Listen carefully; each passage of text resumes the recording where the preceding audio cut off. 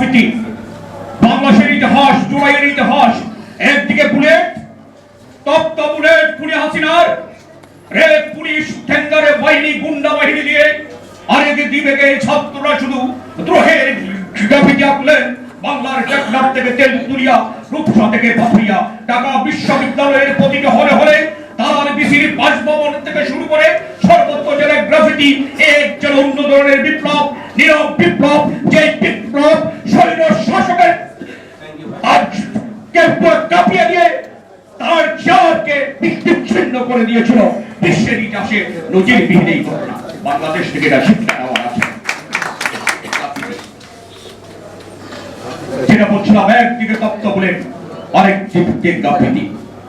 বুলেটের সে যে গ্রাফিতি কত শক্তিশালী সেটাই জুলাই বিপ্লবে কিন্তু প্রমাণ করে দিয়েছে। যেমন অসির ইচ্ছে মসি বড়।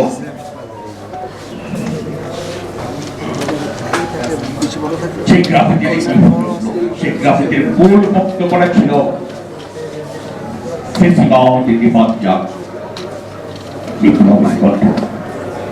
আমার ভালোবাসার কণ্ঠকে ছিল আমরা একটি মানবিক বাংলাদেশ চাই।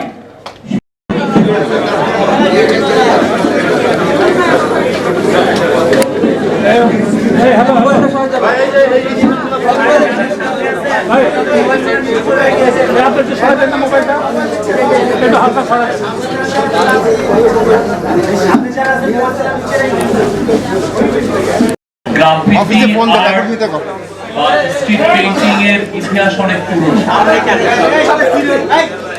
আমরা অনেক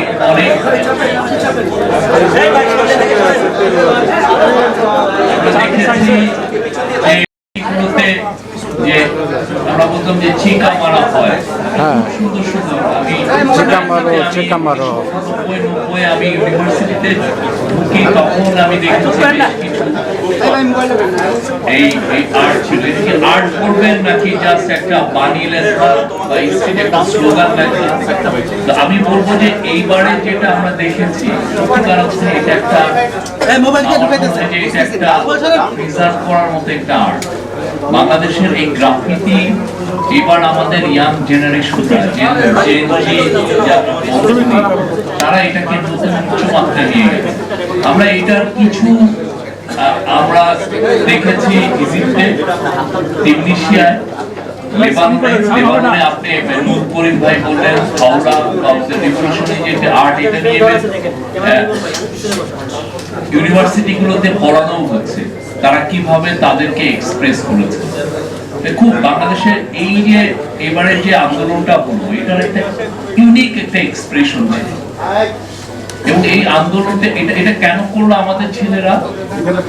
তারা পৃথিবীকে জানাতে চায় যে বাংলাদেশের নতুন একটা জেনারেশন আসছে, বাংলাদেশের ইতিহাসে তারা নতুন একটা বাকবদল করতে চাচ্ছে। এবং এটা তারা পৃথিবীকে বলছে যে আমাদেরকে তোমরা ডিগনিটির সাথে দেখো, আমরা এসছি, উই আর হিয়ার। এটা খুব একটা পাওয়ারফুল। আপনি যদি দেখেন না কি ব্রিলিয়ান্ট তাদের লেখা এবং তাদের ভীষণ যে বাংলাদেশটাকে তারা কিভাবে দেখতে চায়, বারবার তারা এক্সপ্রেস করছে। খুব আমাদের সত্যিকার আমরা যখন ইয়াং বয়সে বড় হয়ে আমরা খুব টকেটিভ নেশন ছিলাম, আমরা টকেটিভ জেনারেশন। আমরা মিছিল করতাম, আমরা স্লোগান দিতাম, আমরা আড্ডা দিতাম।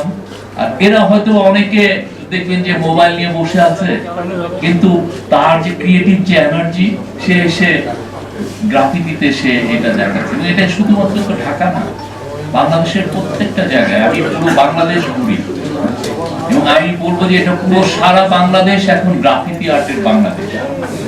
প্রফেসর ইউনূস যতটা দেশে গিয়েছেন, উনি চারটা ভিজিট করেছেন এবং যত ডিগনিটারি ওনারা এখানে এসেছেন প্রত্যেককে উনি একটা গ্রাফিতির বই দিয়েছেন, আর্ট অফ ট্রায়াম্ফ। আজকে যে জিএম রাজীব হোসেন যেটা দ্রোহের গ্রাফিতি, এটার আরেকটা এডিশন। এবং আমি বলবো যে এটা একটা ইউনিক কাজ হয়েছে। আমরা এই কাজগুলোকে কেন প্রিজার্ভ করব? খুবই এটা আমাদের দরকার। আমাদের দেশের একটা বড় সমস্যা ছিল আমরা ডকুমেন্টেশনে দুর্বল।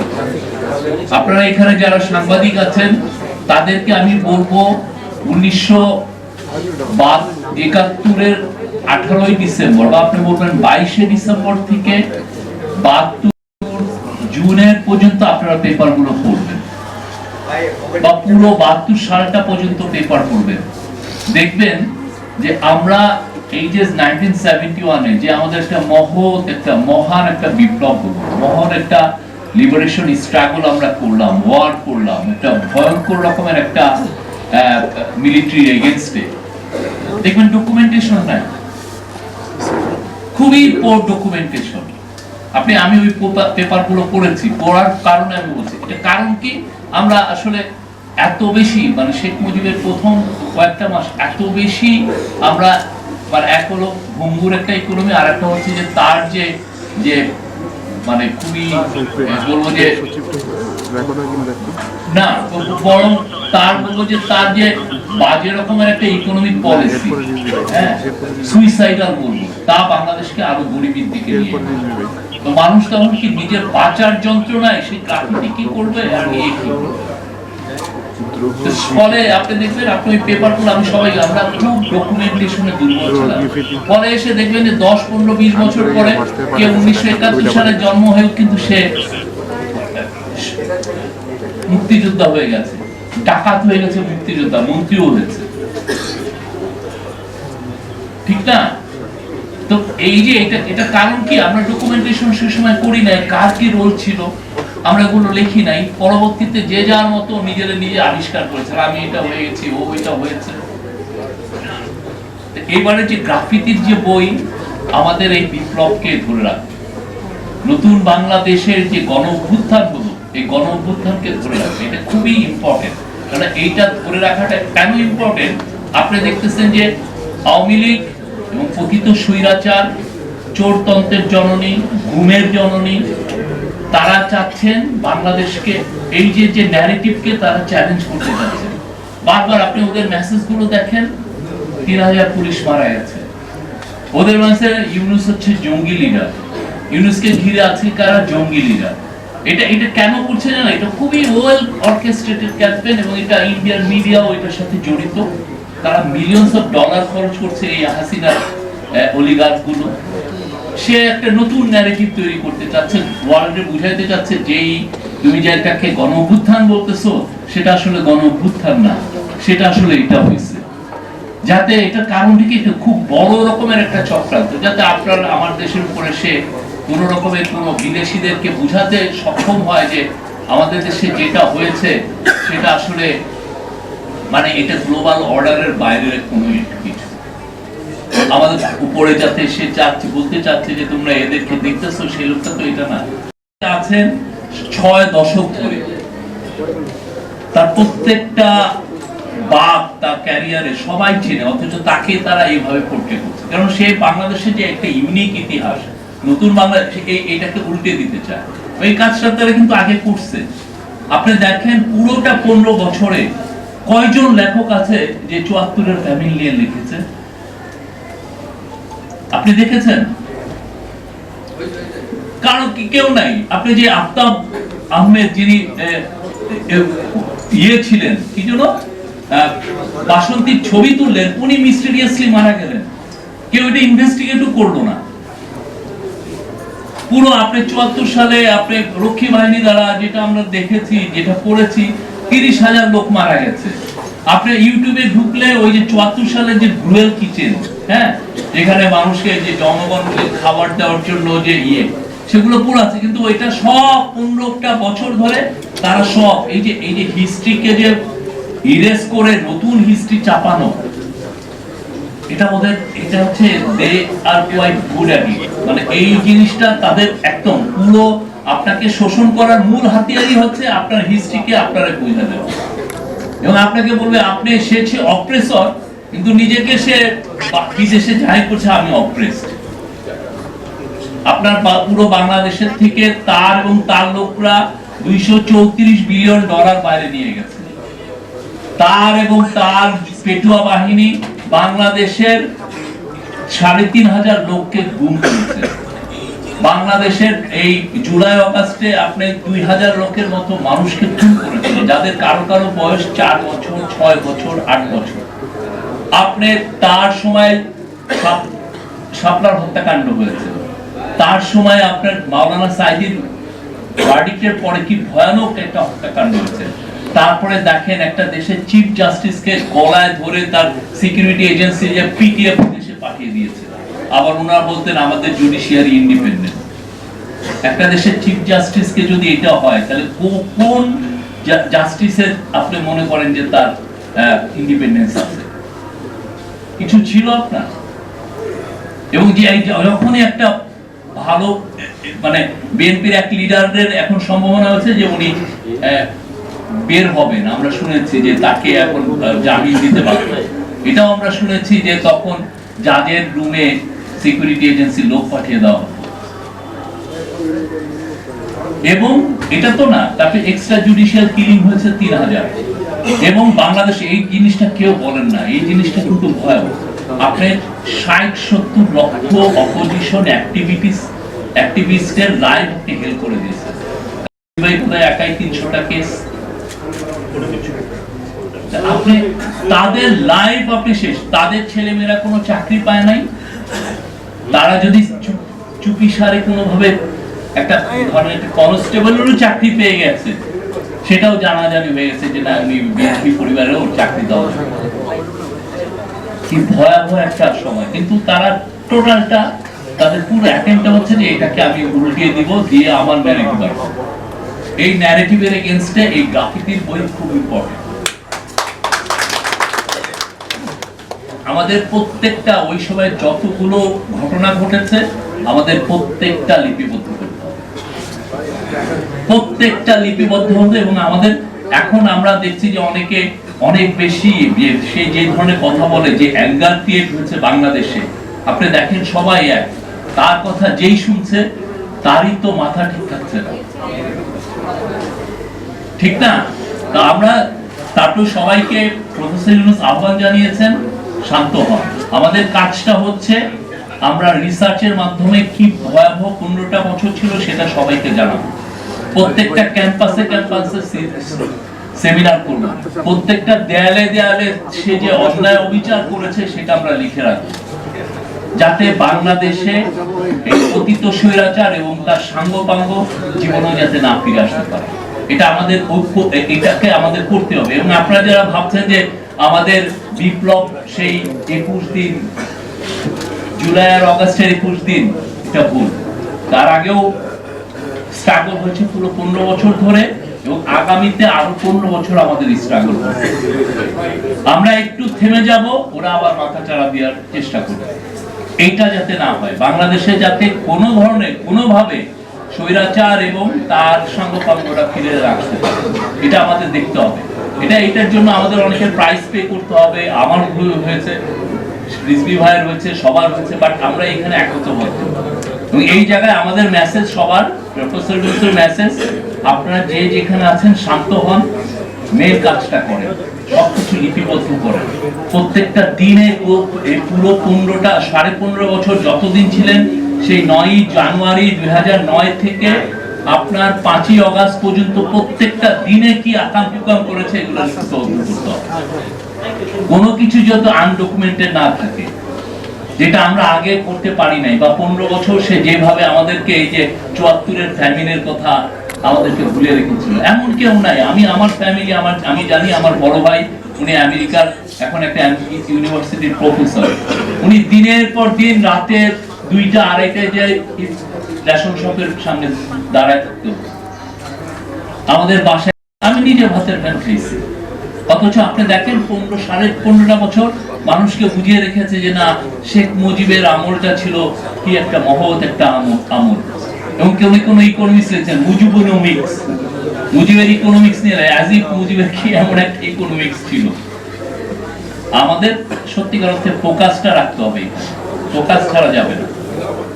আমি জিএম রাজীব হোসেনের এই কাজে সাধুবাদ জানাই, এবং যারা যারা আজ করবেন ভালো কাজ করেন প্লিজ, যেগুলো ইন্টারন্যাশনাল স্ট্যান্ডার্ড হয়।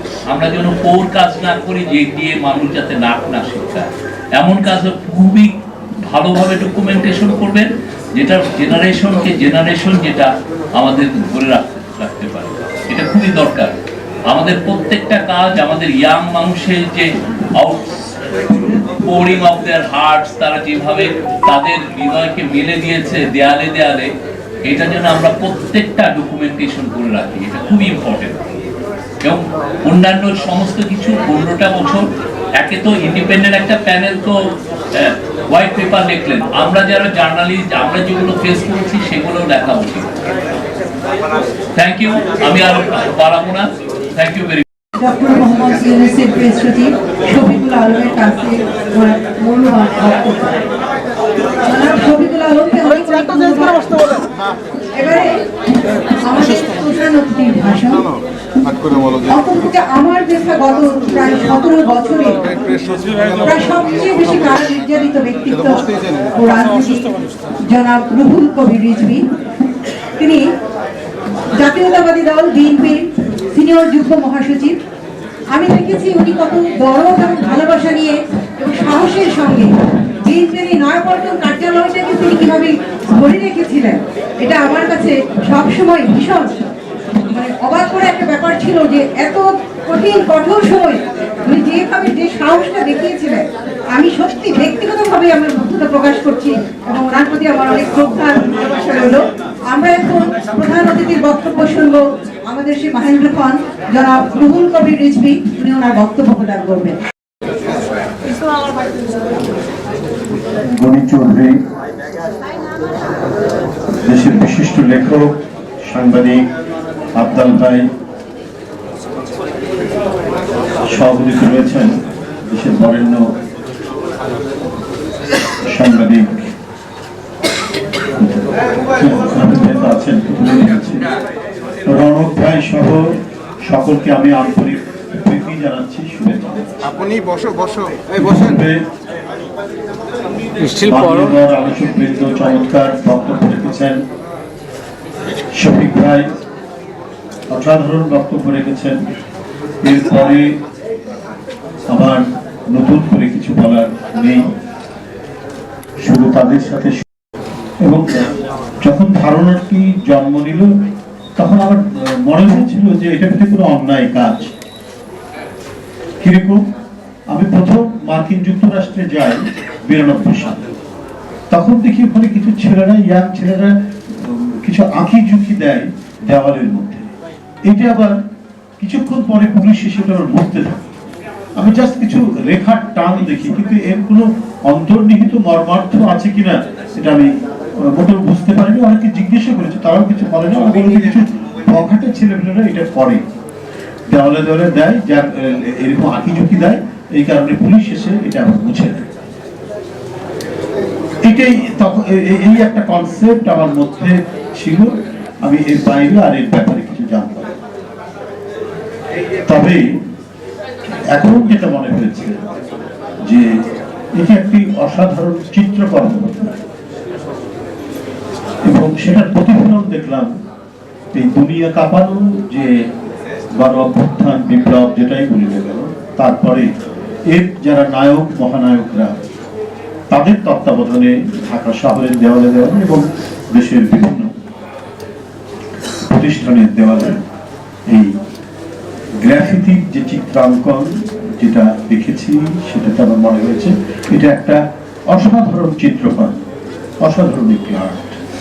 আমার মাংসটিমের সেই কথাটি মনে পড়েছে যে যে কোনো শিল্পকর্ম যদি জনগণের বিপক্ষে যায় সেটি আরো ধ্বংস আনতে পারে। তার শিল্পমান যতই উঁচু থাকুক না, আর যদি জনগণের পক্ষে থাকে তাহলে সেটি প্রচন্ড উপকার করতে পারে। এই কারণেই শিল্প, সাহিত্য তথা সাংস্কৃতিক কর্মীরা হচ্ছে যে কোনো গণ আন্দোলনের অগ্রবাহিনী, এটা তার কথা।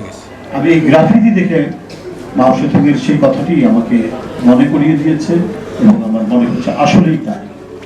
যখন একটি নতুন শৈলী এই আন্দোলনটা শুরু হলো, প্রথমে বুঝতে পারিনি যে এটা কতদূর যাবে।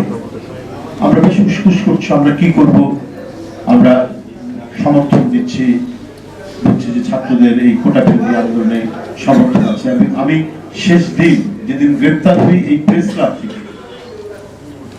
তার 1-2 দিন আগে ওই যে কথাটি এখানে সবাই বলেছেন, তারা নতুন শব্দ নিয়ে এসছে, বৈষম্য বিরোধী ছাত্ররা এই আন্দোলনের অনেক অন্যান্য আগের আন্দোলনের চাইতে যে এই মডেল এর ডাইমেনশন যে একেবারে সম্পূর্ণ ভিন্ন, সেটা তাদের বিভিন্ন কর্মসূচির মধ্যেই আমরা টের পাই। তারা বললো কমপ্লিট শাটডাউন। তা আমাকে দল থেকে বলা হলো যে ইমিডিয়েট একটা প্রেস কনফারেন্স করে এটা দলের পক্ষ থেকে সমর্থন দেওয়া। তো সমর্থন দিলাম, এবং সেটাও অনেকটা ভার্চুয়ালি সবাইকে ডেকে, এখানে অনেক সাংবাদিক এনে রয়েছেন, সেই ভার্চুয়াল সেই সংবাদ সম্মেলনে আমরা এটাকে সমর্থন দিলাম। তারপরে তাদের কর্মসূচিগুলি লক্ষ্য করছি। এরপরে আমাদের কর্মসূচি হবে 19শে জুলাই আমরা প্রেস ক্লাবের সামনে একটা তাদের সমর্থনে এখানে একটা বিক্ষোভ মিছিল বা একটা সভা করব। তো আমি সবকিছু টের পেয়ে মনে করলাম যে আমি একটু আগে থেকে ঢুকে যাই, কারণ ওই সময়ের পরিস্থিতি কি হয় বলার তো পূর্বার আমি এখানে এসে ঢোকার চেষ্টা করছি। মানিক নিয়ে এই ভিডিওতে দেখি যে সেখানে গণনাটক বা এই ধরনের পথনাটকের মতো কিছু একটা হচ্ছে, কিন্তু আসতে ভয় পাচ্ছিলাম কাছাকাছি যে এটা আওয়ামী লীগের কিছু, কারণ দূর দূর দিয়ে দেখি যে হাতের মধ্যে ধারালো অস্ত্র এবং প্রকাশ্যে বিভিন্ন আগ্নেয়াস্ত্র নিয়ে মিছিল করছে তারা। তো যাই হোক, একটা মোটরসাইকেলের পেছনে কোন রকম উঠে এসে যখন কাছাকাছি দেখলাম যে লেখা আছে গণতন্ত্র মুক্তিবাদ। তো আমি যে মোটরসাইকেল চালাচ্ছে যাও তার নিয়ে যাও, এটা নিশ্চয়ই কোনো গণতন্ত্রের পক্ষের কারা এটা করছে। দেখি যে সত্যি তাই, আরো কিছু লেখা আছে, তারা একটা পথনাটক করার চেষ্টা করছে। ওখানে দাঁড়িয়ে আমি কিছু সেখানে কথা বললাম মিডিয়ার সঙ্গে, বেশ কিছু মিডিয়া ছিল, কথা বলে প্রেস ক্লাবের দিকে আসতে শুরু করলাম। কারণ বাজারের সামনে দিকে আরেকটি ঘটনা আছে, রামদা হাইসা ধারালো অস্ত্র, পাশাপাশি তো আছে অন্যান্য আগ্নেয়াস্ত্র আছে। যাক, ওটাতে কোন রকমের মুখ টুক ঢেকে কেটে কুটে ইয়ের সামনে আসলাম। প্রেস ক্লাবের সামনে এসে ভিতরে যখন ঢুকলাম, ঢোকার পর দেখলাম সিনিয়র সাংবাদিক ছিলেন মানিক ভাই সহ আমাকে একেবারে ভিতরে, যেখানে সাংবাদিক মানে কার্ডধারী সাংবাদিকদের যেখানে আড্ডা বলেন, ওইখানটা আমাদের নিয়ে গেছে, নিজে বসালেন, চা খাওয়ালেন। এমন সময় দেখি কিছুক্ষণ পর 5-6 মিনিট পর দেখি যে একেবারে বুটের শব্দে চারিদিকে মুখরিত হয়ে গেল, এবং ভিতরে ঢুকে আমাকে আপনাকে যেতে হবে। 50-60 জন বললো যে আমরা রমনা থানা থেকে আমরা এসেছি। জাস্ট কয়েক মিনিট আগে বিশাল বোমাবাজি, বিরাট গোলমাল, টিয়ার গ্যাস, সাউন্ড গ্রেনেড দিয়ে, সম্ভবত এটা নুরুদের কোনো একটা প্রোগ্রাম চলছিল পল্টনের মোড়ে, ওটা ভেঙে দিল। এরপরে এই ঘটনা নিয়ে যাচ্ছে। যাই হোক, সেখানে যেভাবে নিয়ে গেছে সেটা অনেকেই এখানে দেখেছেন, আমি ওটা বলবো না। কিন্তু আমার কাছে বিস্ময়কর মনে হয়েছে যে প্রেস ক্লাবটা ছিল সবসময় গণতান্ত্রিক আন্দোলন সংগ্রাম অথবা বিরোধী রাজনীতির একটা আশ্রয়স্থল, সেটা দেখলাম অত্যন্ত বিপজ্জনক পরিস্থিতি। আমার মনে হয়েছে সেই সময় যারা প্রেস ক্লাবের কর্তৃপক্ষ ছিলেন তারা খুব দ্রুত গতিতে খবর দিয়ে এখানে আমাকে যাতে দ্রুত ধরে নিয়ে যাওয়া যায় সেই ব্যবস্থাই করেছেন। সরকারের সাথে কথা বলতে, যাতে বিকেলে বিএনপি কর্মসূচিটা না হয়। তো এই ছিল আপনার সামগ্রিক মানে পরিস্থিতি। তা আমি এই গ্রাফিতির কথা আসতে আমি এই কথাগুলো এখানে উল্লেখ করলাম, যেতে আমাকে একটু এই ঘটনার কথা অবতারণা করতে হলো। তো যখন মানে আমরা বেরিয়ে আসবো তার একদিন আগে পর্যন্ত আমরা রিমান্ড দিচ্ছি, 9 দিন টানা রিমান্ড। এর আগে 2015 সালে 15 দিন একটানা ছিলাম, 35 দিন একটানা ছিলাম, আর এবারে 9 দিন একটানা রিমান্ড। আরো আমাদের অনেক নেতা কর্মীরা এটা ছিল। কিন্তু যেদিন বিপ্লবের কোন হয় পরবর্তীতে সাহিত্যে বিরাট অবদান রেখেছে, অথবা সেই সমকালীন সময়ে তাদের গান, তাদের উপন্যাস, তাদের লেখনী বিরাট অবদান রেখেছে।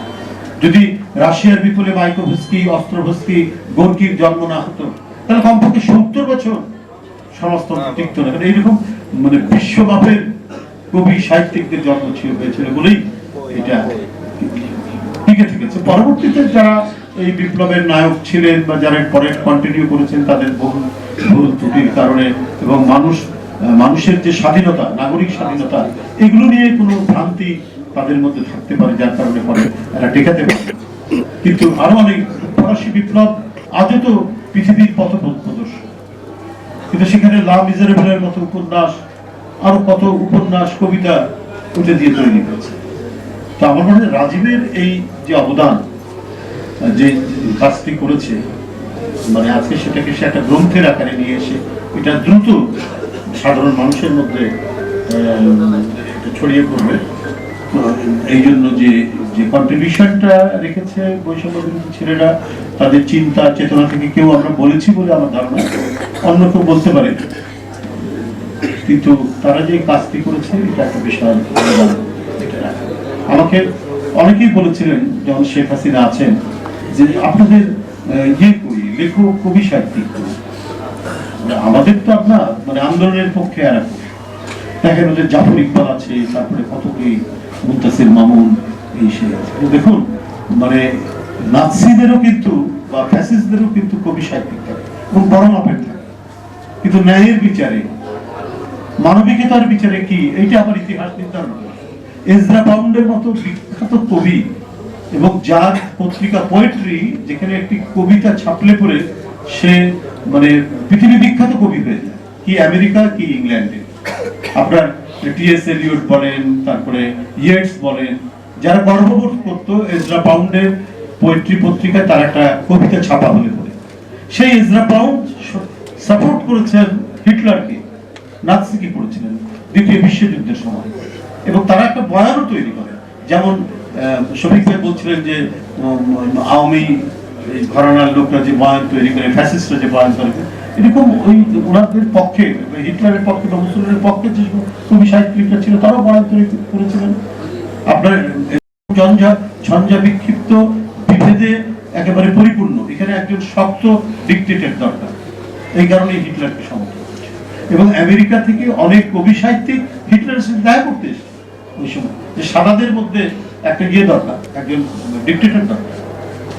তো এটা তো হয়েছে পৃথিবীতে, কিন্তু তার মানে এই নয় যে ওইটাই সত্য। এজরা পাউন্ড সমর্থন করেছেন, অথবা গুন্ডারগ্রাস তার মৃদু সমর্থন ছিল, তিনি তার স্বেচ্ছাসেবক বাহিনীতে কিছুদিন সদস্য ছিলেন, যেটা পরবর্তীতে জানা গেল।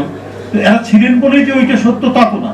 মানবতার ইতিহাস, মানবিক সাম্যের ইতিহাস প্রমাণিত যে হিটলার মানবতার ভয়ঙ্কর ক্ষতি করে দিয়েছে।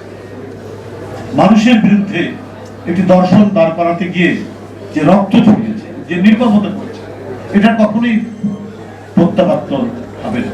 তা আমিও সেটা বলি যে আজকে যারা এই বিপ্লবের সাথে সম্পর্ক, আমরা পরস্পরের অনেক বিষয়ে সমালোচনা করব। আমি এর আগেও বলছি, অন্তর্বর্তীকালীন সরকারের নানা কাজ দিয়ে আমরা সমালোচনা করব, আমরা কথা বলবো, কিন্তু তারপরেও ডক্টর ইউনূসকে আমরা ব্যর্থ হতে দেব না। কারণ তিনি যে কথাটি আমাদের ভারপ্রাপ্ত চেয়ারম্যান বলেছেন কয়েকদিন আগে, যে উনি হলেন এই রক্ত ঝরা আন্দোলনের মধ্যে দিয়ে সরকার। হ্যাঁ, কনস্ট্রাকটিভ সমালোচনা যাতে হয়, আমরা যে সমালোচনা করছি আবার পাশাপাশি দেখুন বসে একসাথে আমরা কথাও বলছি, মানে আপনার ডেমোক্রেটিক কালচারে এটাই হবে। একই পার্লামেন্টে, একই কংগ্রেসের বিরোধী দল থেকে, সরকারি দল থেকে গণতন্ত্র তার বিবর্তনের মধ্যে দিয়ে আজকের যে রূপ পেয়েছে, সেটা তো তাই, কিন্তু একে অপরের সমালোচনা করবে। এখন আমরা কথা বলছি, ডক্টর ইউনূস সাহেবের বিরুদ্ধে কথা বলছি, অন্তর্বর্তীকালীন সরকারের বিরুদ্ধে সমালোচনা করছি, কিন্তু এটা করার পর মনের মধ্যে এই ভয়টি নেই যে আমি গুম হয়ে যাব, বা আমাকে ধরে নিয়ে গিয়ে, বা বাসা থেকে আমার স্ত্রীর কাছ থেকে ধরে নিয়ে গিয়ে আমি ক্রস ফায়ারের শিকার হব, সেই ভয়টি তো নেই। অপরকে ওই জায়গা থেকে তো আমরা মুক্তি পেয়েছি, ওইটুক নিঃশ্বাস তো আমরা নিতে পারছি। সুতরাং একটি গণতান্ত্রিক পরিবেশ থাকলে পরে সেখানে অনেক কিছুই সম্ভব। আপনার কি বলে যে সাহিত্য, শিল্প, বিজ্ঞান, প্রত্যেকটি বিকাশ হওয়া সম্ভব।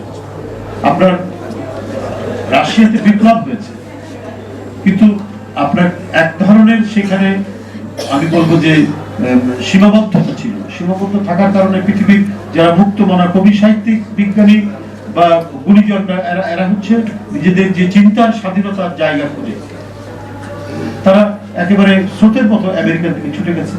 ফলে আপনার 1945 থেকে পরবর্তী পর্যায় পর্যন্ত আজকে পর্যন্ত আপনার জ্ঞান বিজ্ঞানের চর্চা যেটা মার্কিন যুক্তরাষ্ট্র অথবা গণতান্ত্রিক বিশ্বে যেটা হয়েছে, অন্যান্য যেখানে একদলীয় শাসন, কর্তৃত্ববাদের শাসন, সেখানে হয়তো ওই একই ধরনের বয়ান তৈরি করছে। শেখ হাসিনা যেমন করেছেন, সে ফ্যাসিস্টের পক্ষ অবলম্বন করে বয়ান তৈরি করছে, এবং তাদের মনে হচ্ছে অনেক দিনের গুপ্তধন তারা যেটা মানে সঞ্চয় করেছে, সে গুপ্তধন যেন হাত ছাড়া হয়ে গেছে। সেই গুপ্তধনের উপর মনে হচ্ছে যে একটা দানব বোধহয় শুয়ে আছে তাদের কথার মধ্যে, আমরা এইটা মনে করছি। আজকে যে গণতন্ত্রের পথরেখা অনুযায়ী একটা গণতন্ত্রের চর্চা অনুশীলন এবং একটা গণতান্ত্রিক রাষ্ট্র এবং সমাজের যে বিকাশ হওয়ার সম্ভাবনা যেটা তৈরি হয়েছে, এটা কোনোভাবেই তারা ইয়ে করছে না, কি বলে, সহ্য করতে পারছে না। শুধুমাত্র শেখ হাসিনার মুক্তি, এটা কেন? এটা একটা গণতান্ত্রিক দেশের কাছ থেকে তো আমরা এটা আশা করতে পারি। তাদের কেউ কেউ খাপছাড়া টাইপের কিছু মানুষ তারা মিডিয়ার সাথে যুক্ত, বলছেন বাংলাদেশ আর থাকবে না, পার্শ্ববর্তী একটা স্বাধীন দেশ সে থাকবে না। সে কথাটাকে অ্যালাউ করছে কি করে ভারতের নীতি নির্ধারকরা? এবং এই যে শেখ হাসিনার যে বক্তব্য, তাকে আশ্রয় দিয়েছে, ঠিক আছে, সেটা দিতে পারে, কিন্তু তাকে ফ্রি হ্যান্ড দেওয়া, যে সে বলবে বাংলাদেশের বিরুদ্ধে, বাংলাদেশের এখানকার যে পরিবর্তন হয়েছে সেখানে তার মন গড়া কথা বলছে, উস্কানি দিচ্ছে, মানে একটা অরাজকতা তৈরির প্রচেষ্টা চালাচ্ছে, এবং সেটা চালাতে গিয়ে যে প্রতিক্রিয়া হচ্ছে, সেই প্রতিক্রিয়া আপনার পক্ষে অবস্থান নিচ্ছে ভারতের পলিসি। এটা অদ্ভুত ব্যাপার। আজকে এখানে আপনাদের এখানে আসার সময় দেখলাম একজন ওই কি বলে গাজীপুরের মেয়র, সে তার বক্তব্য সময় টিভিতে দেখাচ্ছে যে আমাদেরকে যদি রাজনীতি করতে না দেওয়া হয়, আমাদের যদি কর্মসূচি পালন করতে না দেওয়া হয়, তাহলে কেউ শান্তিতে থাকতে পারবে না, অর্থাৎ হত্যার হুমকি দিচ্ছে। এই সাহসটা কে দিচ্ছে?